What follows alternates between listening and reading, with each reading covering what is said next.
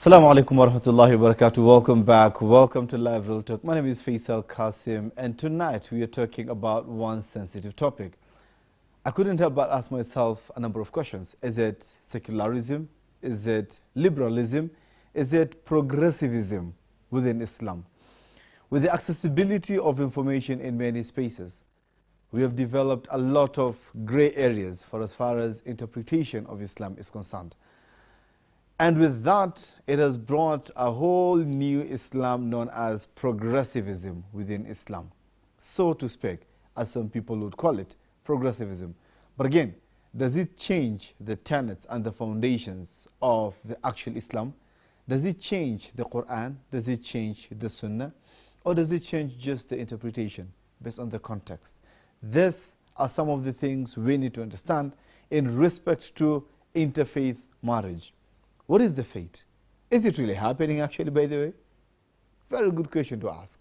I'm sure you've seen some people on television, social media, with Muslim names getting married to non-Muslim men. What's your faith about it? What does Islam say about it? What does sociology say about it? What does people who are actually practicing things to do with marriage and mediation have to say about it? A lot of questions that I have in my mind. And while I was reading about it, I was actually digging a rabbit hole. I was going in deeper and deeper and deeper. I never knew about progressivism in Islam until when we decided to do this topic. As I said earlier, it was just but a rabbit hole. Digging and digging and digging. And tonight, right here on the set, I have two amazing gentlemen who are going to help I and yourself back there at home to understand some of these things for as far as interfaith marriages is concerned. On my immediate left, I have Sheikh Yusuf Ali Osman. Assalamu alaikum, Sheikh. Wa alaikum salam wa rahmatullahi wa barakatuh. Thank you so much for making time for us this evening. Thank you. Sheikh Yusuf Ali Osman is from Family Resource Center, and they deal with marriage, they deal with counseling, they deal with divorce cases, they deal with all those things. On to his left, we've seen him just 2 weeks back. He was here. We were talking about cases of divorce, and it's none other than Musa Mwale. Musa Mwale is a director at Masla Mediation Center. Karibu sana. Assalamu alaikum. Wa alaikum assalam wa rahmatullahi wa barakatuh. Thank you so much for making time for us this evening, sir. Welcome. Thank you so much for inviting me once again. Thank you. Guys, Musa, let me start with you. Yeah. Apart from two people that I suspect to be Muslims, two ladies that I suspect to be Muslims, and I know they are married to people who are non-Muslims, I don't know of any other. Is this thing real? Honestly, do Muslim ladies consider being married to non-Muslim men outside here? Yes, it is happening, and to me, it's not about marriage. It's that they are living with non-Muslims. Living with? Yes, they're before not marriage. It's not a marriage because there's no Islam. I mean, there is no marriage in Islam between a Muslim lady and a non-Muslim man. There's no marriage. So what they're doing is they're just living together. They might have gone to the registrar to conduct a civil marriage, which by law, by the Kenyan law, is allowed. It's illegal. That's marriage according to the civil laws, but it's not marriage according to Islam. So in other words, you say it exists. It's happening. It exists. I know quite a number of our sisters who are living with non-Muslim men in that so-called marriage. And this is something that you've experienced. It's not a story you heard or people you've seen. No, it's something that I've seen. The most I've exposed to such kind of scenarios is in maybe university when I used to see Muslim girls dating non-Muslim boys. That's the most I saw.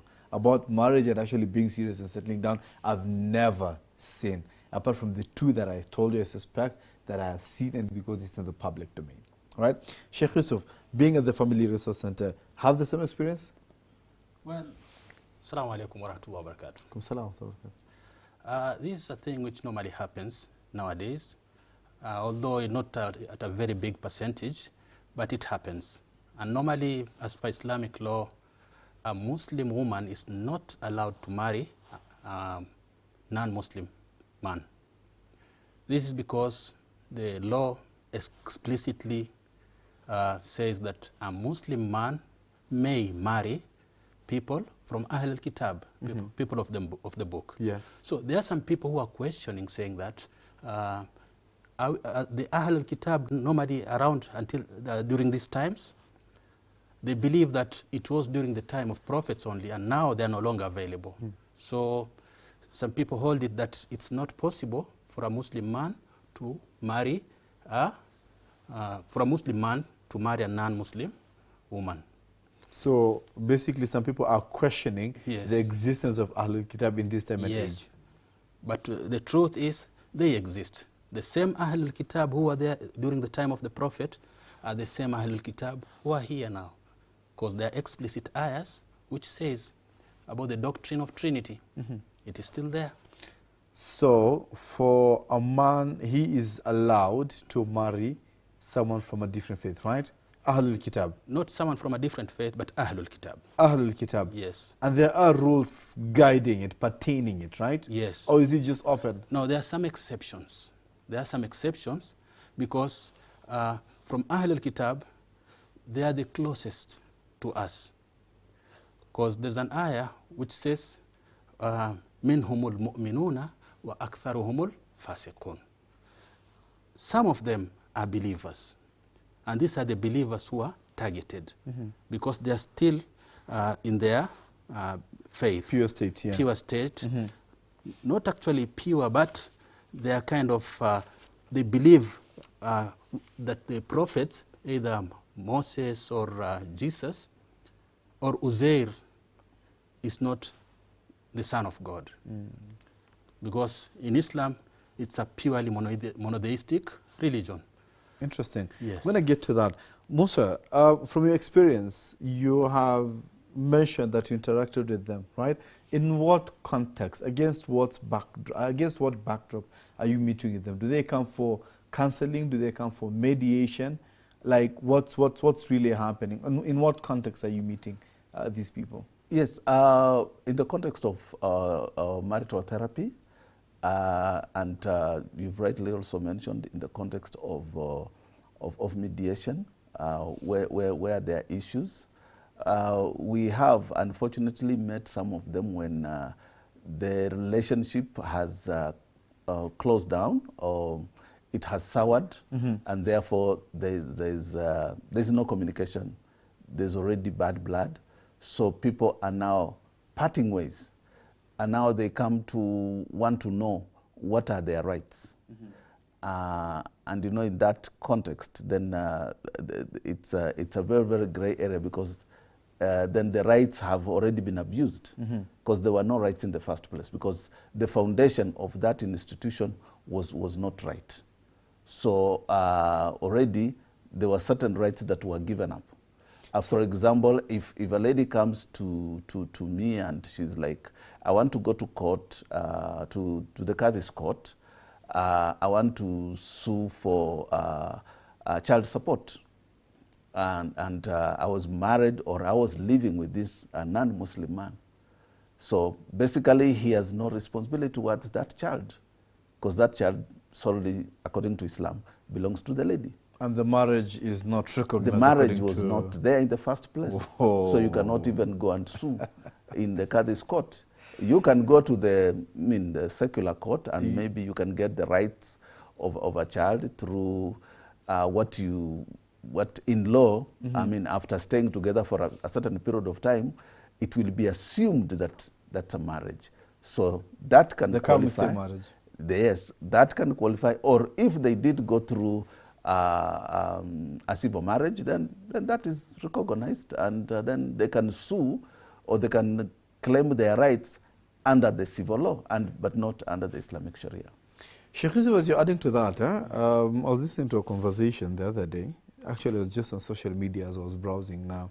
There's this lady that was calling into a morning radio show, and she was talking about how she is a Muslim. The husband is not as per the standards of a husband, Yes. right? And they have spent close to 3 years, different rooms, Yes. right? And she is moving out with the neighbor's husband. So some Muslim women say that, you see, our boys, we can't get men within our community to marry us. So why waste your time? Can I get that clear? Is the husband a Muslim? Or Yes, the husband is a Muslim. yes. The husband is a Muslim, but he's not up to the standards of a husband. He's not working, he's not providing. Kazi yake ni kumka asubuhi, kwenda base, kuchana miraa, kumpeleka wife mpaka stage apande gari, and then arudi home, being the protective husband, the wife to work, come back, cook, provide, even financing miraa yake. Okay. So the lady is saying there's a neighbor's husband there. Yeah, and I'm a Muslim woman, but I'm willing to go out with him. I'd like to correct it here. That does not warrant that woman to move with the husband of another person, because, as you can see, she's married to this man. There's an Islamic way of ending this. If she feels that this guy is irresponsible and not up to the standard of being a Muslim. The main question here, Sheikh, is that ladies are complaining on Asma, they are not meant to marry them. No, men are there. Where? It's only the population of responsible men is quite a bit low. And that's the thing. And the percentage, or rather the percentage of women is very high. Now the ratio is almost 1 to 7. Yes. So the and thing all is, these women want a responsible man. And these responsible men are already taken. I know Musa is smiling, I to jump in. They're already taken. Sorry. So they're allowed. If a man who is married to 1, 2, or 3, that man is still available. But if he's married to 4, then that man is off the market. Where are these responsible men? Now all responsible wanataka kuwa ahlu tawhid, one husband, one wife. Wanasema tabia kama ya simu na SIM card. There are so many issues nowadays people grapple with, including health issues and some dysfunctional sexual dysfunctional. Yeah. Some people, men, are silently grappling with those issues. You might find that somebody is seemingly very able, he has the wherewithal to do it and all that, but he sticks with one person. Musa Mola, I know you're fighting to just claw into the whole conversation of good men lacking in the society. I mean, the ladies are complaining outside that someone there are no good men at the end of the day. Ironically, so they are left with no options. Ironically, I interact with both communities, and I mean, I have quite a number of friends and relatives who are not Muslims, and they will tell you that you guys are lucky because you have very responsible men. And the others will also tell you you have very good responsible women, you know, or sisters. And they say we do not have responsible people to get married to within our faith community. And on the other hand, the Muslims are also claiming so. So I don't think there's lack of responsible or eligible people, both men and women, to get married to. I think people are just choosing the easier way of, you know, looking, always seeing the grass is always greener on the other side.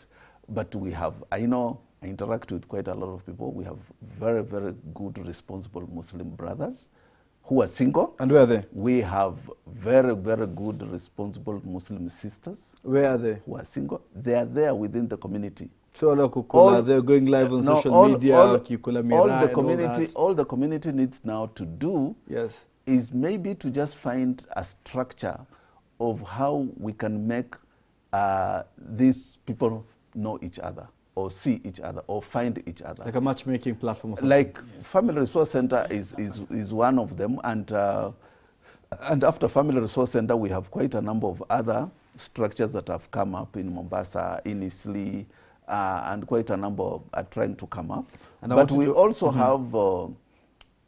have, as a community, to emulate some of the smaller communities like the Asian communities that maybe do or hold functions where somehow the eligible spinsters and bachelors will get to see each other without crossing the boundaries. And I want you to hold it there because you're going on a very short break. Najua, mwisho ndo yuna advertisers wanna keep tabs and logs. I want us to go on a very short break. Remember, our call-in number is 0754 707 707. Call in. Let's hear your view. We're streaming live on Facebook and YouTube. Drop your comment there. And, of course, our WhatsApp number that I'm going to read out to you after the break. So kindly keep it Horizon TV, keep it live, Real Talk, and let's come back and continue with this discussion, not mentioning, listening to what you had to say about this topic earlier on the streets of Nairobi.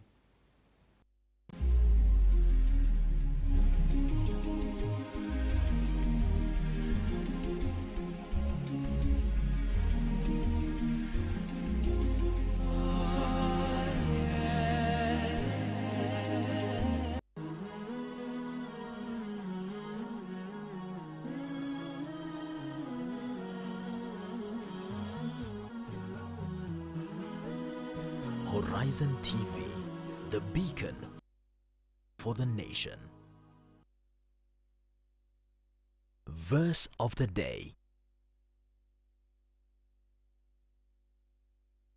أعوذ بالله من الشيطان الرجيم. بسم الله الرحمن الرحيم. المال والبنون زينة الحياة الدنيا والباقيات الصالحات خير عند ربك ثوابا وخير أملا.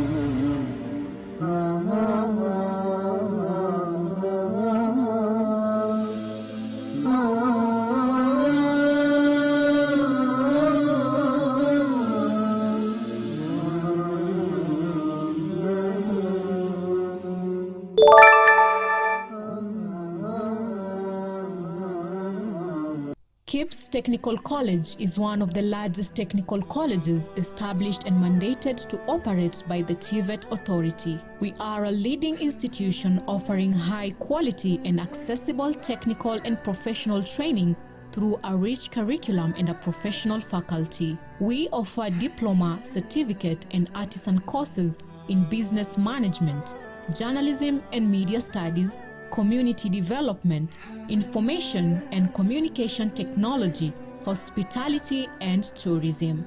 Our students enjoy a serene study environment with well-equipped laboratories and workshops. We offer full-time and evening classes, distance and e-learning. We have 6 campuses located within Nairobi, with Philadelphia campus at Philadelphia Building opposite Afya Center, Tomboya Street.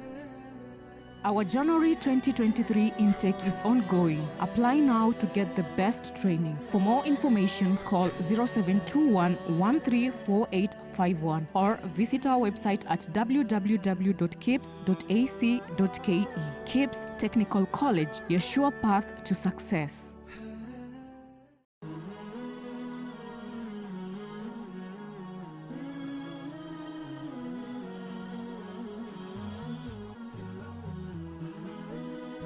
Horizon TV, the beacon for the nation.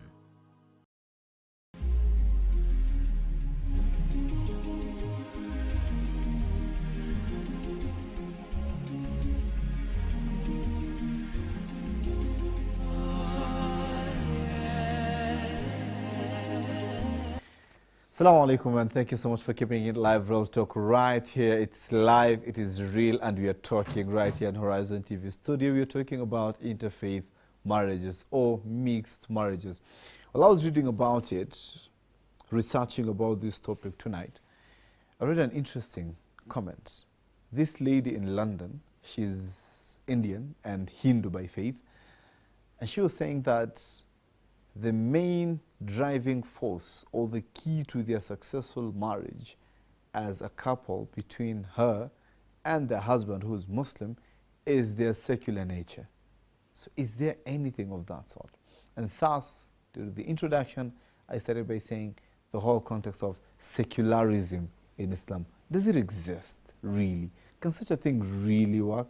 Honestly, this we're going to find out inside here in our conversation. But again, before we continue the conversation, let's listen to what some of you had to say on the streets of Nairobi. Kuhusu mwanadada wanaolewa na wasiokuwa Islamu. Okay, my take to that is very uncouth for a Muslim lady to be married by an non-Muslim, kwa sababu Mwenyezi Mungu amesema only Muslims, ladies should be married by Muslim men, only them. So me, I don't think that it is proper for them to get married to non-Muslims. Yeah. Ndoa baina ya msichana Kiislamu na asiyekuwa Muislamu sio sawa, kwa sababu itakuwa ni kama zina, kwa sababu hakuna ile, sisi Waislamu tunafunga ndoa. Kufunga ndoa ndio tunaanza nayo, hatuanzi na mapenzi vile wengine wanafanya. Sasa ile ndoa ndio tunaanza naye kabla chochote hajafanyika baina ya mke na mume. So kama huu mwingine sio Muislamu, ndoa haitakuwa hiko, haitakuwepo, kwa sababu haitakuwa hiyo harusi ama hiyo wedding ama hiyo relationship haina misingi yote ya kidini. Thank you so much, Aban Shihemi, for that masterpiece. And Mustafa Kassim as well, who made it happen. Thank you so much, Mungo Albariki Sana. Thank you so much. Now, back in the studio, Sheikh, you've heard what the people on the street had to say. Clearly, what some of that thing is uncouth, that thing should not happen. But secularism in this context, Sheikh, some people are saying that through secularism or through you can just make it happen. You can find a way of making it happen, right? Yeah. And you spoke about it, you say Ahlul Kitab are allowed. But again, you spoke about the rules. So what are some of the rules guiding this kind of marriages? Okay. In Islam, it is very clear in Quran chapter 5, verse 5, whereby Muslims have been allowed to marry from the Ahlul Kitab, and their food is halal for us to eat as Muslims. That verse explicitly explains all this. But the point is, in secular world, in Europe and the Western world, whereby people are in a heterogeneous, multicultural societies, because there are influx of people from different parts of the world who live together.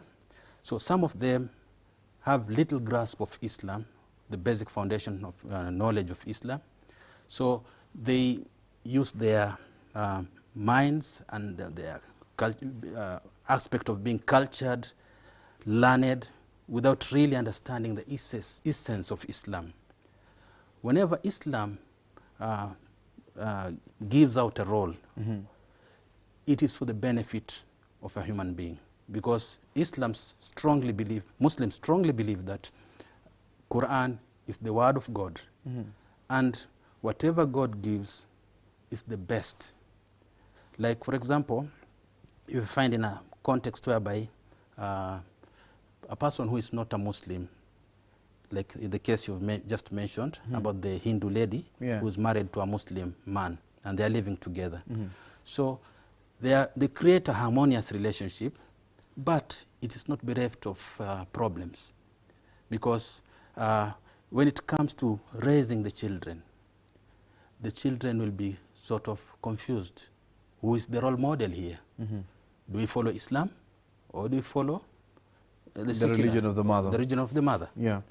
So it brings some sort of confusion in the upbringing. And you know, and in Islam, the mother is the first institution of the child, because since right from the stomach up to birth and beyond to let's say when the child comes of age, the mother plays a very key role in raising the child.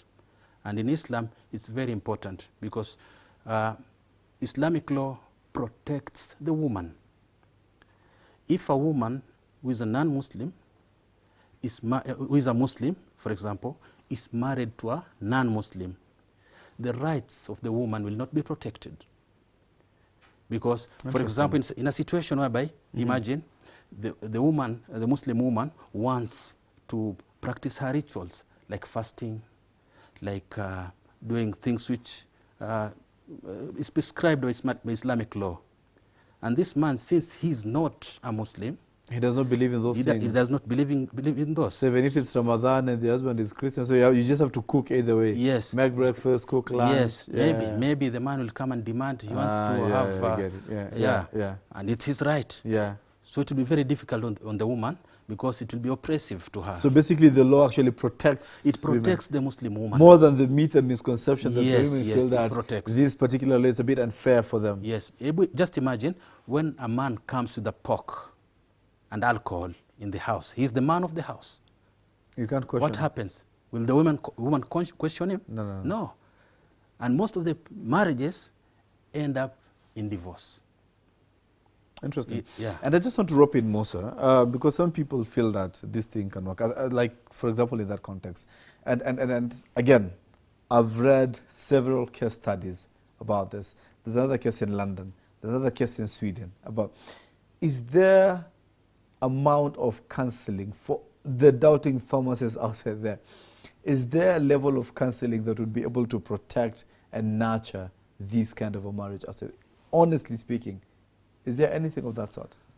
One, I don't know why you people are insisting there's a marriage. I mean, I'm saying from the onset. It's not marriage. It's not a marriage. It's a relationship.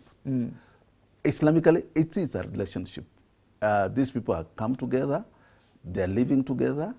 They are surmounting the challenges of cultural backgrounds.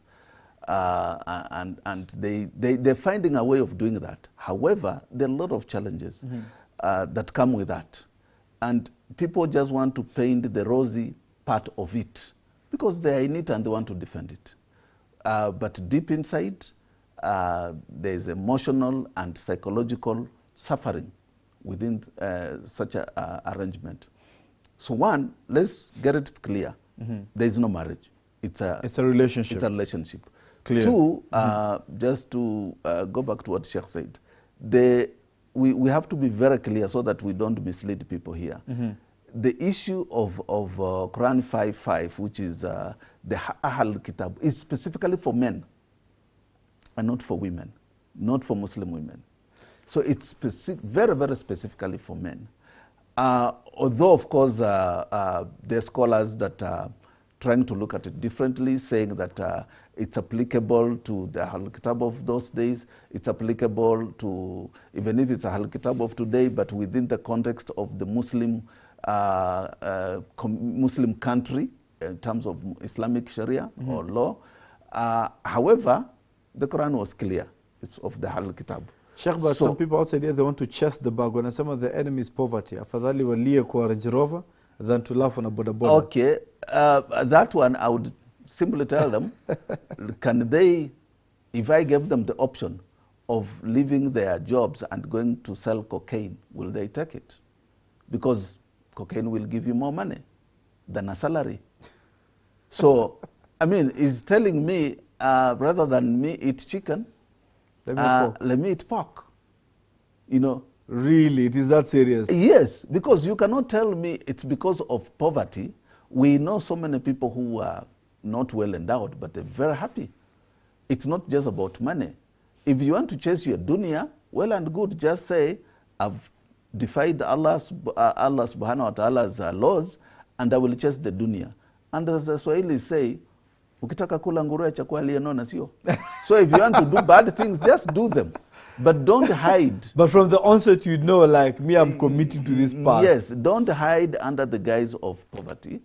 Because, unfortunately, some of the sisters that you know and that I know have good jobs. I mean, they earn well. So there's no reason for them to say, I'm getting married to so-and-so because the other person, because I'm running away from poverty. No. They can actually sustain themselves. They can even sustain a husband if they were to choose to get a Muslim one. I know there are these challenges of saying, oh, some of our brothers are not responsible. True. Even when you go among the non-Muslims, there are men who are very responsible. Just like we have also sisters who are very responsible, both in Islam and out of Islam. Wow. Yeah. I want you to hold it there. Sheikh Yusuf, if you don't mind, please. Kuna advertiser shapiga simu hapa amesema advertisement yake imechelewa. Tumechelewa na a few seconds. Please number to just one more break, and then when you come back, we can continue this conversation. Tafadhali, please. Right? Please, Aban, let's make it fast to Kimbe on the break, because we are itching to continue this conversation right here inside the studio. Don't go away.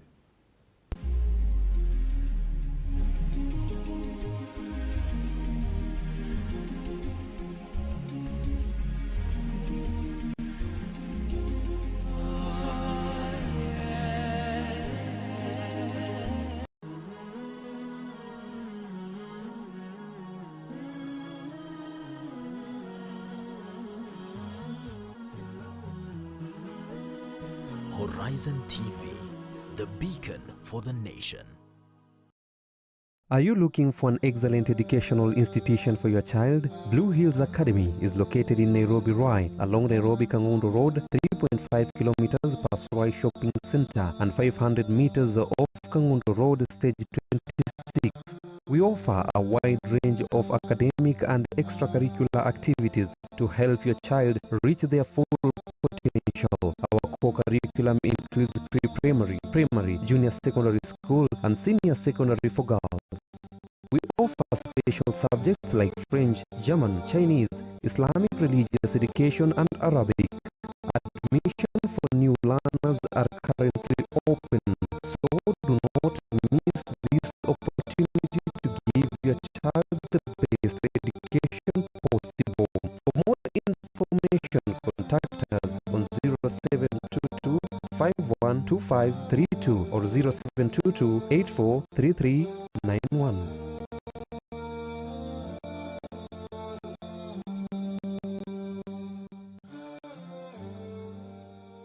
News is about facts, and here on the Muslim Insight, we go beyond the headlines. The Qadis, apart from being judicial officials, they are also critical members of our society. We look at all the angles of the story as we bring stories that matter to you. I am totally convinced generations to come will have the office of the Chief Qadi. Join us on the Muslim Insight as we bring you the weekly news recap. Enzi za wakati wa kusema ati alisema akasisitiza akihutubia wanahabari, enzi hizo hazipo tena. Every Friday from 8 a.m. only on Horizon TV.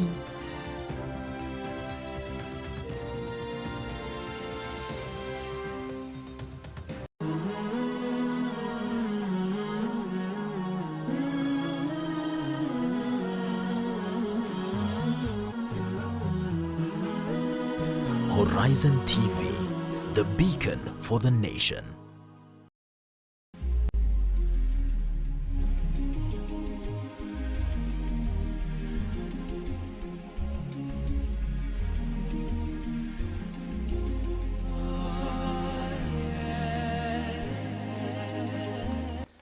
Assalamu alaikum wa rahmatullahi wa barakatuh. Thank you so much for keeping it live. Real Talk right here tonight, where we're talking about interfaith marriages or mixed marriages, if you like it.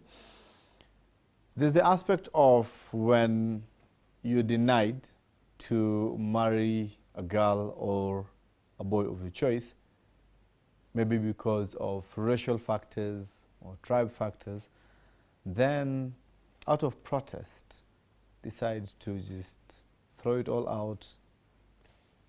At the end of the day, what's the worst that can happen? I wanted to marry a Muslim, but again, you denied because of racial factors, tribal factors, clan factors, or other factors that you feel best. So as a result of that, some people decide, you know what, then let me just go on the other side altogether. Because if I wanted a Muslim man, it didn't happen, then let me go this side, right? That's also a factor that I would want my scholars to weigh in on that. But again, before we get into them, Sheikh Ramadan Mongi, the Imam of Pakrud Masjid, had this to say when he was being interviewed about the topic at hand tonight. Hili kwanza katika Uislamu ni ni wazi wazi kwamba mtoto wa Kiislamu, binti wa Kiislamu kuolewa na asokuwa Muislamu haifai kabisa. Opposite of it, pengine ni kijana wa Kiislamu anaoa asokuwa Muislamu. Zipo aqwal, pengine kuna mazungumzo ambayo kwamba yapo hilla lakum, kwamba ni halali ambao kwamba wasiokuwa Waislamu, lakini binti kuolewa haifai. Na wengi katika banatu wengi wanaenda kwa wale wasiokuwa Waislamu kwa sababu ya mali yao, kwa sababu ya ufame, ni maseleb, ni watu ambao kwamba wanatambulika katika jamii. Dadangu, nakupa naswaha, hili halifai, itakuwa ni dhiki. Usije uangalie pengine mali, usije uangalie cheo, usije uangalie kabila, usije uangalie marhala ya ule mume, kwa sababu kesho yaumul qiyama utakuja kupambana na Mwenyezi Mungu Subhanahu wa Ta'ala. Kwa hivyo ni jambo ambalo kwamba limetrend haswa katika nchi yetu. Binti zetu tusikubali, na haifai, na wazazi tusikubali kupatia binti zetu kwa wasokuwa Waislamu. Sheikh Moses, as though you were there with him when he was speaking about these things. Ama mulisikizana mkiongea hizi vitu what? No, it's standard. You literally spoke what he just said. It's, right? It's what is the truth. That is what is that's the law. And anyone who has cared to get to know the Islamic family law and the rules that are applicable know that it's completely out of question for a Muslim lady to get married to a non-Muslim. And therefore, whatever that is happening, as you rightly put it, people are chasing the bag, and they're within their own rights to do whatever they wish to do. But also as members of the community, it's within our responsibility to guide, to share, to remind each other that whatever other people are doing, if it's wrong, we have to remind them. We have to remind ourselves also. It's our responsibility. It's our responsibility. Beautiful. So in terms of that, it's wrong. People need to, I mean, it's, wealth is not everything, money is not everything. There are people who are quite happy with the less that Allah has endowed them. There are people who are very sad with a lot that Allah has endowed them. It's empty hand, we are told. That whatever you are blessed with, it's a test from Allah subhanahu wa ta'ala. Which brings me to a point, Sheikh Musa, Sheikh Ali, sorry, I cut you short. Yusuf Ali Osman, sorry, I cut you short when you were just about to make a point before we go to the break. Yeah, it's about the socio-economic factor. Yeah. You know, mostly our girls who are married to non-Muslims, this is exactly what they're chasing the bag. But the most important thing they're forgetting is that there's this ayah which says, Allahu yabsutu rizqa liman yasha wa yaqdir. It is Allah who gives this rizq to whoever He wants, and at the same time He withdraws, or He makes it little, or He sort of withholds. Yeah. So if a Muslim understands this, then life becomes a lot easier, because no one, absolutely no one, has ever made an application to be born, and no one will be consulted about his or her death. So this is the most thing people forget, and this shows that we belong to Allah. We don't even belong to ourselves. I might be talking now, as we end this program, you hear something else. Oh, he was just here now. He was on live show. You don't know, it's all in the hands of Allah. Already happened. So what I mean to say is that a message to our Muslim women who are crossing on the other side, let them come to the Family Resource Center. We do matchmaking. Let them come. We'll find appropriate mates for them, ideal partners for them, because there are men who are looking for women. And you just preempted my question. And there are women who are looking for men. Good men and good women. Yes, good men and good women. You've preempted my question, and I want to ask this question to both of you as you're wrapping up this show tonight. So this lady who's watching this show, for example, tonight, has heard you, listened to what you had to say, and she is in a relationship with a non-Muslim. How does she start? Not to add a spanner to the works, she already has a family, and the family is dependent on the man. How and where do they start? Well, I think the structures, one of the structures is a Family Resource Center, but we also have, mashallah, our sheikhs who are well learned, you know, who understand both the secular world and the Islamic world. And I've had quite a number of issues being raised here by Sheikh Lethome, Sheikh Abdul Latif, Sheikh Ahmad of Landis, you know, and the Imam of Jamia Mosque, you know, Sheikh of Parklands Mosque. I mean, these are people who understand both worlds, and quite a number of them also understand the human psychology, and they can guide them. So this sister or another sister can approach any of these personalities, go to their offices and tell them the dilemma they are in, and they'll be guided.